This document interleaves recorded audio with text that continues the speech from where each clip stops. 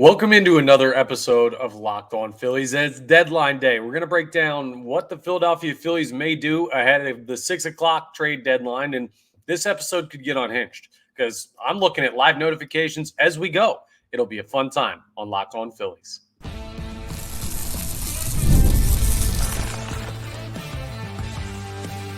You are Locked On Phillies, your daily Philadelphia Phillies podcast.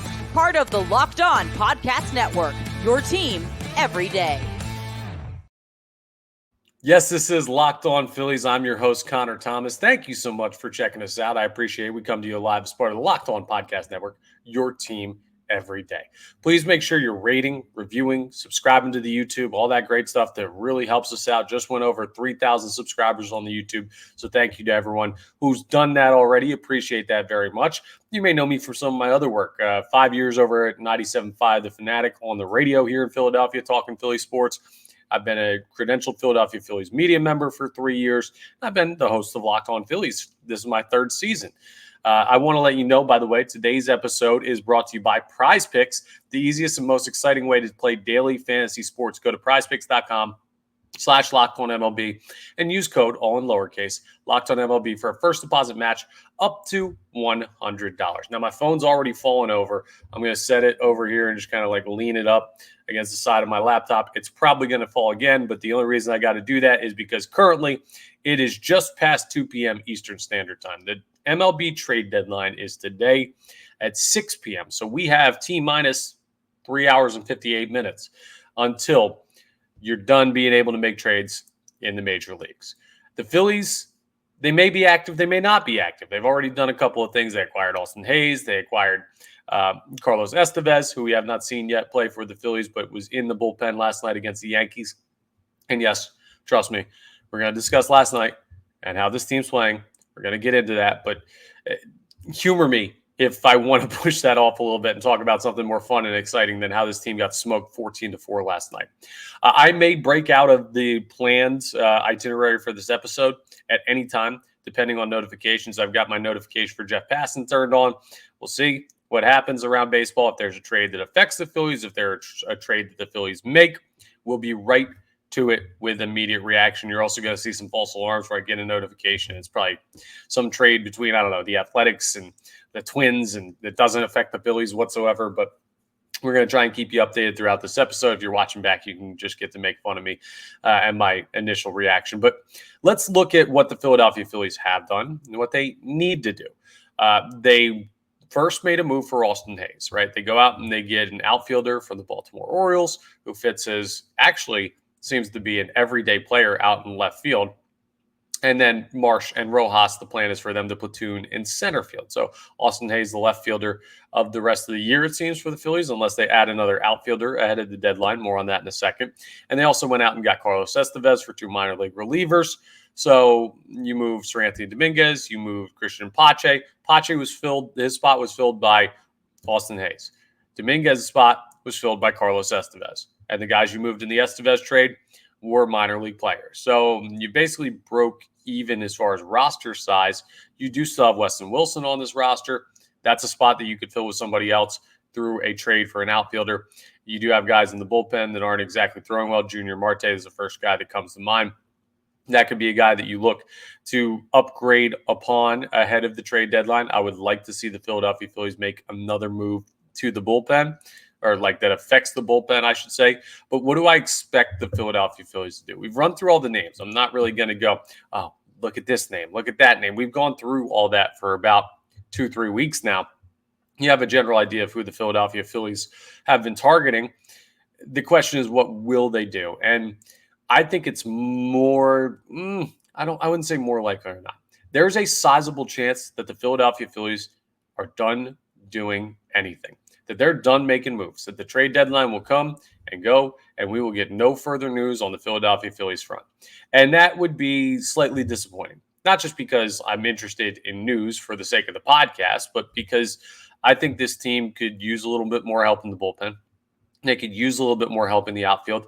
And while there may not be a perfect scenario for both those things to happen, I got to believe you can find another reliever out there, right? And one that won't cost you too much. Relievers are a dime a dozen. You don't have enough good ones by my evaluation on this roster right now. It does sound like, though, from what I'm hearing, Dave Dombrowski is pretty content with where the team is at. They may be just about finished in making moves, like I was just saying. So be prepared to be disappointed. Be prepared for not a splashy move. Sounds like guys like Luis Robert, we got a report this morning that from Bob Nightingale, that sounds like he's not going to end up being traded by the Chicago White Sox. So a guy that was initially like one of the crown jewels of the trade deadline doesn't seem like he's even going to get moved. That's a good thing, right? Just something. If the MLB trade deadline was all of a sudden 2 p.m. and it just passed 6 minutes ago and everybody's done making trades, that'd be a good thing for the Phillies. They're still talented enough that they're better on paper and in practice than most teams in baseball, if not all of them. So any guys that don't get traded, that's another contender that did not get a valuable piece that could make them closer to the Philadelphia Phillies. Like last night, the Braves went out and they got Jorge Soler overnight. And while it doesn't really close the gap between the Braves and the Phillies, especially considering all the injuries, it is another like rival making a move. So the less trades that happen with those star players, the better, because the status quo of baseball right now is the Phillies are the top dog, even if they haven't quite been playing like it as of late, which we'll get into. Here's what I would want to see the Philadelphia Phillies do. If I'm the president of baseball operations of this team, I almost said GM. It's so hard to keep track of who's what title. If I'm Dave Dombrowski, I am not letting 6 p.m. pass today without adding another bullpen arm with a sub-3 ERA that I can put in the back end of this bullpen. I'm just not going to do it. I think this team needs more in the pen. I think they need help right now.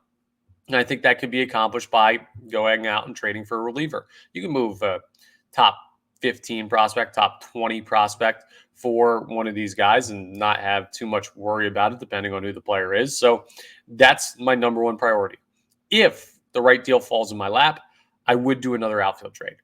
But that would have to be like a somebody calls me or I take a flyer on something and I end up getting a much better deal. It's like when you wander into a store, and I do this all the time. I go to Target.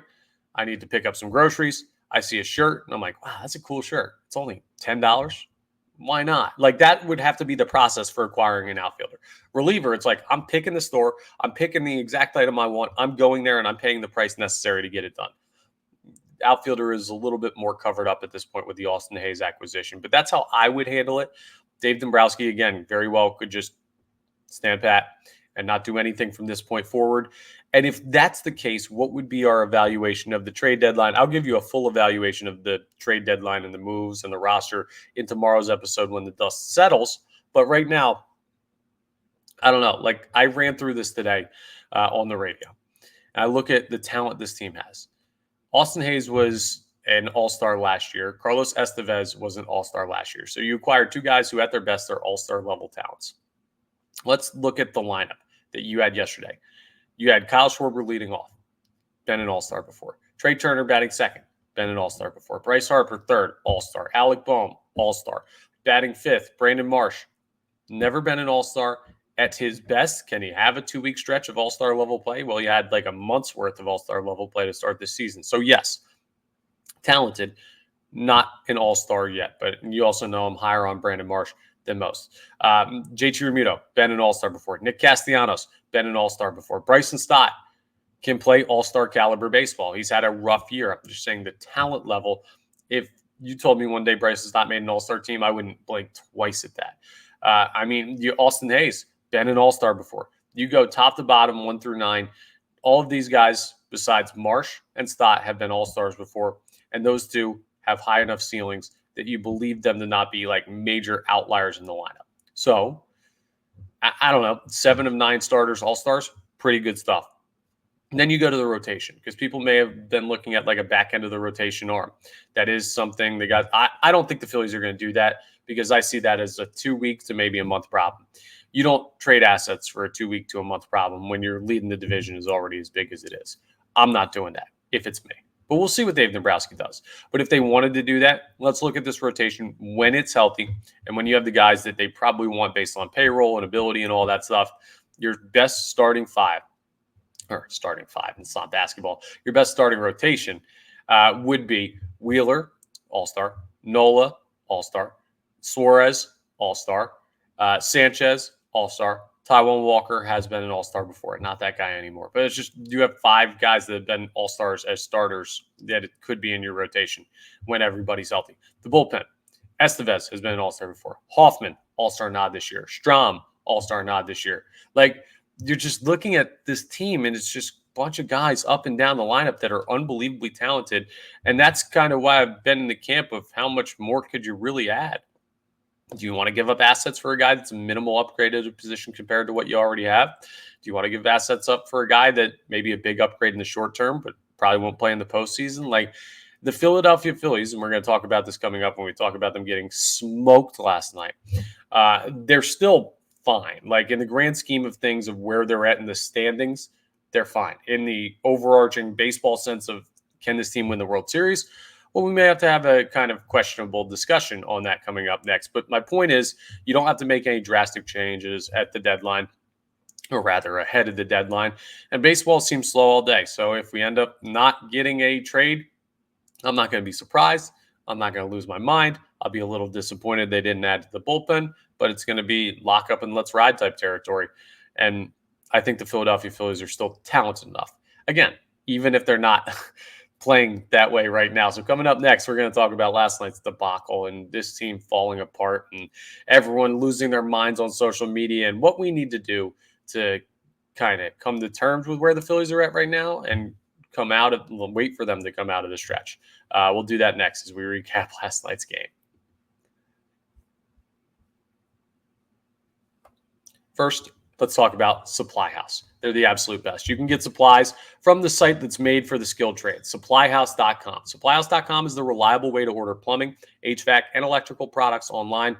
Their easy-to-use website is packed with helpful resources and the latest product info to help you get the job done right. You can shop a complete inventory of over 200,000 parts from over 400 top brands, and you can get your order delivered right to your door with fast shipping from coast to coast. Need help with an order? Well, get expert support and industry-leading service from the friendliest folks in the business, and you get to talk to a real person every time. Isn't that great when you don't get a machine? Pros in the skilled trades can get a competitive edge by joining SupplyHouse.com's free Trade Master program. Every Trade Master gets access to a dedicated phone line, free shipping, and discounts on every order because like you needed more. I mean, Supply House is going above and beyond. That's why they've got thousands of trade pros already benefiting from their free membership at supplyhouse.com. So you can join at supplyhouse.com/TM and order plumbing, HVAC, and electrical supplies from anywhere with just a few clicks at supplyhouse.com. All right, folks, as of now, no updates on any trades or anything like that during the recording of this episode. I can already smell how it's going to go. I can taste it. What's going to happen is I'm going to record this 30-minute podcast, and the second that I hit end recording, I'm going to get the Jeff Passan notification that the Phillies have traded for someone. That's just how it's going to go. I'm going to live with it. I got the Austin Hayes breaking news mid-episode on Friday, so I guess we'll call it even MLB gods for allowing me to have that one, even if it's right after the episode today.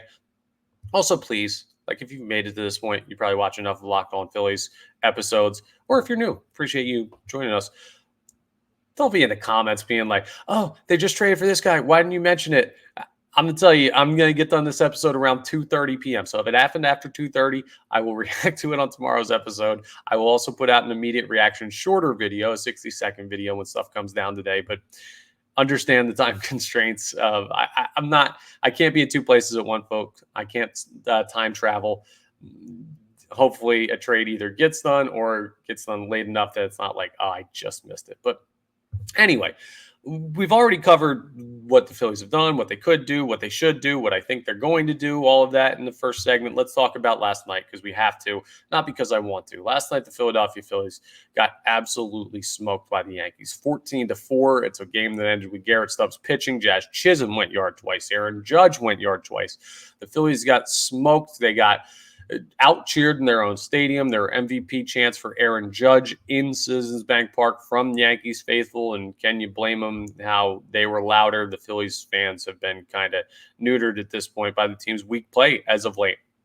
And while I'm firmly in the camp of this team is still good, this team's still talented, you don't have to have big time, like, are they dead concerns? Like, this isn't panic button time at all. They've removed the panic button from arm's reach because of the way they started the season. I do understand how people are feeling on social media. Last night, I put a tweet out following this game in which Zach Wheeler went 5 innings, gave up 7 runs on 3 home runs allowed, did not look like himself. The Phillies didn't really create enough offense. They gave up bomb after bomb after bomb to the New York Yankees. And I went on social media and I tweeted out, can somebody please figure out what the hell is wrong with the Phillies? And I got so many responses. There are a billion different things that people believe are the problem. The total amount of responses to this point, I've got almost 200 replies on that, and they're still coming in. I might have to mute that notification because some of them are just nonsensical. So I'm going to try and run through like the list of concerns rather than break down what happened in last night's game. I'll tell you what happened in last night's game. You can't hang breaking balls to great hitters. You can't miss opportunities with bases loaded or 2 outs and runners in places where you should be able to knock them in. You can't go ahead and put runners on and then give up bombs. You can't play the Yankees without your best stuff. And yesterday, Zach Wheeler didn't have his best stuff. The bullpen didn't. The offense didn't. That's how it goes when you play a great team and you sleepwalk through it. And the Phillies kind of feel like they've been sleepwalking through a lot recently. They've lost, 4 straight series before this one. They've been playing about 500 balls since the London trip, which feels like it's ages ago. And in all of that, they're still totally fine in the standings. They're still going to win the division, so that is all good. But some of the problems that people are having with the Phillies right now, I'm just going to give you the cliff notes of like the repeating answers I got to the what is wrong with the Phillies question right now. Some people think it's the manager. Here's what I'll say. In a time where the team is in rough waters, this is where Rob Thompson thrives. It's where Charlie Manuel thrived. It's where easygoing, quiet guys that don't get too high or too low keep their team balanced, level-headed, focused on the task at hand. It's no, hey, we need a rah-rah speech to wake us up, because sometimes that makes guys feel like the manager's trying to press buttons and he's worrying.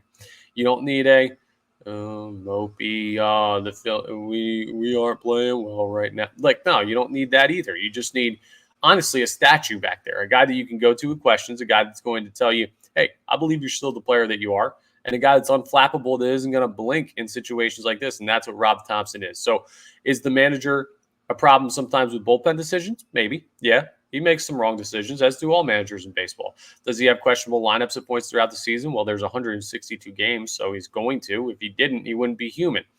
And do you worry about him in the postseason? I maybe it's a somewhat valid concern after the past 2 years, but Rob Thompson is a great manager overall, and he's very good in these spots, so I trust him. The bat's cold right now. A lot of people talking about they're slumping. The bats are cold. That's factual. There's no way of debating that. But some people are trying to figure out, well, they need to change this approach. They need to do this different. Folks, they don't need to do anything different. They don't. I don't think that the Philadelphia Phillies over the past couple of weeks decided, hey, we're just going to go with a completely different approach at the plate than what made us the best team in baseball. And I think it'd be silly that during this adversity, if they were to go ahead and change their approach entirely and get away from what got them to the buffer that they had before going through the stretch. Like, frankly, it might sound like a dumb answer, but sometimes the best thing to do is just do nothing. Just continue to chip away at the way you approach baseball when you're winning. You're not winning right now. Some of it's luck, some of it's timing, some of it's just the baseball gods and the nature of the sport, water finding its level. There's a reason why in basketball, the points scored. In hockey, the goals scored or the points you record. In football, the yardage and things like that, these concrete numbers of adding up. But in baseball, the most important thing for a hitter is an average. And an average is very important to know why baseball is the way that it is, right? This is just how I approach it. Baseball is an average sport. I'm not saying average like middle of the line. I'm saying this is a sport that if you're going well, it's going to knock you back down and give you a bad stretch. If you're having a bad stretch, eventually you're going to get hot. And some guys live more in the middle than others. Some teams live more in the middle than others. But this is a bad stretch that the Phillies are going through right now that ultimately can only be chalked up, in my opinion, to that's baseball. It's not a great answer. It's not a comforting answer. And I think we still have the scars of the past 2 years postseason defeats to worry about. People see this and they say this team is the same as the 2023 team that fell apart with a chance to go to the World Series and lost to the Arizona Diamondbacks. I understand that. People see this team and they say, oh, well, this is just like the team in 2022 that went to the World Series and had a lead and then just completely collapsed against the Houston Astros. And I would say they didn't collapse. The Astros were the better baseball team. But here's the difference. 1, it's July. 2, this team is more talented. 3, they've been there before. And 4, this isn't freeing, but you know how people kind of, what's it called? Is it nihilist, where you just kind of don't really have meaning of anything? That's a dark way of putting it. But you kind of need to accept that you don't, Rob Thompson doesn't, Dave Dombrowski doesn't, the players don't fully have control over what happens out there on the field. Like last year when they slumped against the Diamondbacks in the final game of the NLCS, or final couple games of the NLCS, it was just a bad time to have a bad time. It was a bad time to have a couple games where you couldn't hit the baseball. And that happens. You go cold. You try your best not to, but if you try too hard, you press, and then you're going to force yourself into a slump. You just kind of have to let baseball be baseball and trust the talent level of this team. And while last night they got smoked and they haven't played well for a couple of weeks now, and I'm kind of losing my mind watching the individual games, the overall talent level of this team is the same. They're still very talented. They're still the best team in baseball by record. They're still going to be just fine when it comes to NL standing. And this doesn't have to be a death blow for the postseason and how this team's going to play when they get there. This too shall pass. We just got to try and not lose our minds while we wait for it to.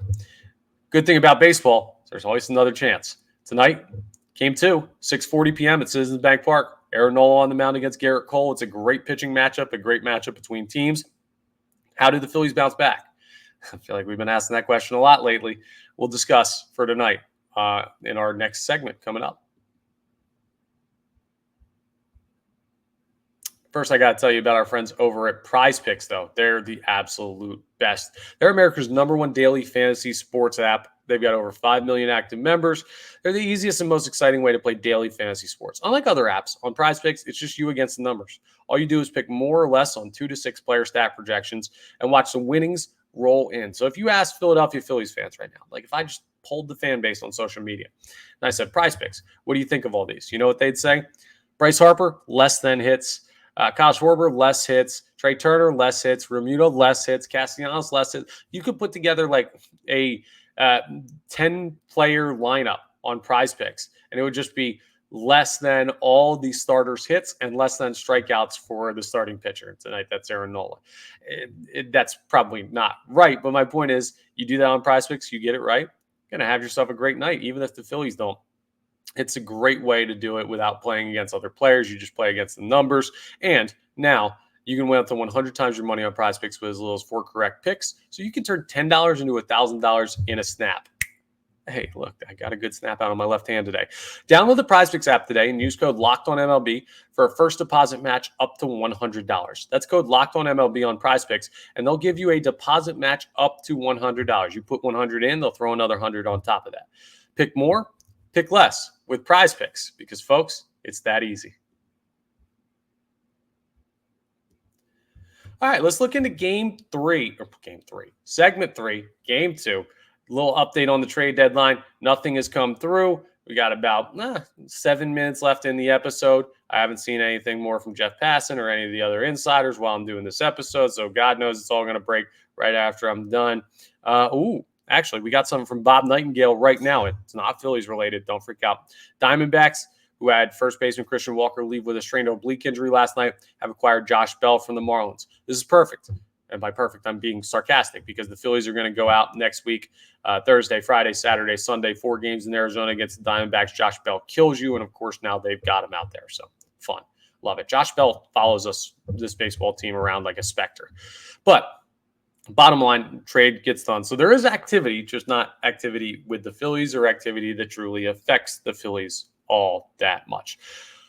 But they got to go back to work tonight regardless. If they make a trade or not, they're going to have to play the Yankees in Game 2, and they're going to have a tough matchup on the mound. both sides. Aaron Nola is on the mound for the Philadelphia Phillies. His numbers, solid this year. 11-4, 3.44 ERA, 106 whip. Struck out a bunch in 130 and two-thirds innings pitched, 126 Ks. And then you got Garrett Cole. Now, these numbers are kind of weird because he's only thrown 35 innings this year. He missed a lot of the first part of the season with an injured list stint. He's got a 5.4 ERA, a 3.2 record, a 1.46 whip. He has struck out 38 and 35 innings. So the strikeout stuff is still working. But in those 35 innings, he's given up 9 home runs. He's given up half the amount of home runs that Aaron Nola has given up in 130 and two-thirds innings in just 35 innings. And he's pitching in a small ballpark tonight against a team that hits righties better than they hit lefties. So you see righty Garrett Cole on the mound. You say, okay, maybe we can put something together. The name is more intimidating than the performance has been for Garrett Cole as of late. The Phillies, the Yankees, even money on the money line, minus 110. Sorry, I shouldn't say even money. Their odds are even. Minus 110 would be your payout for either team to bet on. The Phillies have a 52.7% chance, according to ESPN Analytics, to win tonight's ball game. So they're favored according to ESPN, but they're not going to be if they keep hanging breaking balls to Aaron Judge. Like I said it yesterday, and this is on Zach Wheeler for not listening to the podcast. I'm sorry, Zach. I love you, but you got to listen to me on Locked On Phillies. I know what I'm talking about. I said stay away from Soto, stay away from Judge. Maybe I should have said stay away from Jazz Chisholm, but that's on me. I'm not perfect either. You lose all the – it's not momentum, right? But you know how in basketball when someone has just a ridiculous slam dunk on somebody, like someone posterizes a dude, it feels like that's a 6-point play, an 8-point play, a 10-point play, even if it's only still worth the 2 points or 2 points and a foul. It feels bigger than the scoreboard represents. That's what Aaron Judge home runs are. He is their guy. He gets them going. He builds that momentum for that team, especially when you're playing in a close ballpark on the road where you do have a good amount of Yankees fans in there, and you're going to have a good amount of Yankees fans in there tonight as well. I don't expect those guys to be going away anytime throughout the series. So you're going to have to do something if you're the Phillies to get your fans louder than theirs. And you know what that's not? Giving up 400-foot nukes on hanging sliders to Aaron Judge in the first inning. That's not what you need to do because not only do you put yourself behind the 8-ball score-wise, but you put yourself behind the 8-ball momentum-wise. So if you got to put him on, put him on. If you got to work around him, work around him. And I know Zach Wheeler went after him in the second at bat, got him, all good. Like, you can get this guy out. He's not superhuman. He's just probably the best hitter in baseball right now. And I imagine this is what at points this season guys have been saying about Bryce Harper. On other podcasts around our Locked On Baseball, like Locked On MLB Network. If I was another team and Bryce Harper was this hot, I wouldn't pitch to him. So do I want to say don't pitch to Aaron Judge? Kinda. I don't know. But it's more than just Aaron Judge. Like, they got smoked last night. Mental fortitude of this team is being tested. You got to wipe it. You got to wipe really the past 2 weeks, maybe the past month, maybe the past year, and just forget about everything that's happened to this point and just go out and you're just playing a baseball game. Every at-bat's a new at-bat. Every game's a new game. Every inning's a new opportunity. And the Philadelphia Phillies kind of just need to approach life that way. And we probably should as fans, too, to not get lost in the echo chamber of commentary about this team struggling right now. If you let yourself listen to the noise too much, whether you're a player or a fan, you're going to get roped into hearing narratives that don't necessarily carry weight, and you're not going to be able to get them out of your head. Here's what you need to know ahead of tonight's game, ahead of the rest of the games of the season, ahead of everything the rest of the way for this baseball team. 1, they're immensely talented, maybe the most talented team in baseball. If not the most, they're darn close to it. 2, they have playoff success in the past. They have been there before. They know what it takes to get in. They know what it takes to close the door on a race. They know what it takes to win when they get there. So that's all good. Number 3, even if the regular season does not go the way that they planned it to, you have 2 things. A buffer based on winning, so you should be able to survive this and still win the division, be good in standings, and have no problem there, but a buffer based on health. They haven't had any season-ending injuries. They haven't had anything that keeps guys out for like 6 months. They have a couple weeks here and there. I know Ranger Suarez on the injured list, Turnbull, Walker, but these guys are coming back. They're going to get healthy at some point. They're not done for the year like so many other teams in baseball. Have seen players that are important to them go down for the year. So perspective is important. Focus is important. Faith is important. And that's all we can really give the Phillies until they play a game where they don't get beaten by 10 runs and give up like 47 bombs. All right. Well, again, another opportunity tonight. No trade news besides that one trade for Josh Bell by the Arizona Diamondbacks. So God knows, check your phones. As soon as you listen to this, you're probably going to get some breaking news because that's just how the world goes. It'll be right after I get done recording this. But thank you so much for checking us out. We will talk any trades that do happen and a post-trade deadline reaction on tomorrow's episode, as well as reacting to tonight's game. Just reminding you again, we're part of the Locked On Podcast Network, your team every day. Please make sure you're rating, reviewing, subscribing to the YouTube, all that great stuff that really helps us out. I'll talk to you next time on the next episode of Locked On Phillies.